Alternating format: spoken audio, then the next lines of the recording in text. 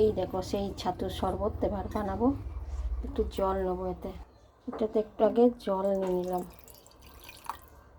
এবার এর মধ্যে ছাতু নিচ্ছি, যে যেমন খাবে তেমন নেবে। আমি 3 চামচ ছাতু নিচ্ছি। এবার এতে বিট নুন দেবো পরিমাণ মতন, আর দেবো লেবুর রস। এটা আমার তারপরে গাছের লেবু।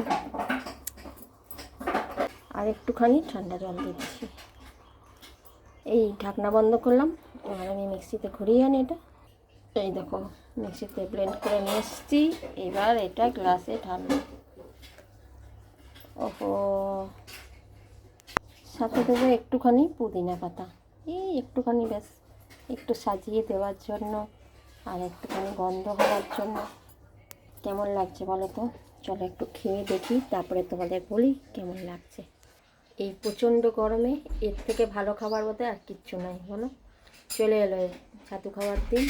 যা গরম,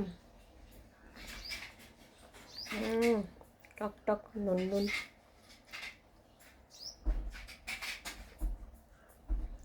তোমরা চাইলে একটু চিনি দিতে পারো, আমি একটু চিনি খাই না, ওই জন্য দিইনি। পুদিনা পাতার গন্ধ বেরোচ্ছে।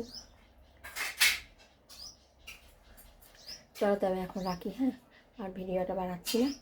এখন অনেক কাজ আছে, রান্নাবান্না করবো, তখন আবার আসবো, ঠিক আছে? সবাই ভালো থেকো, হ্যাঁ, টাটা।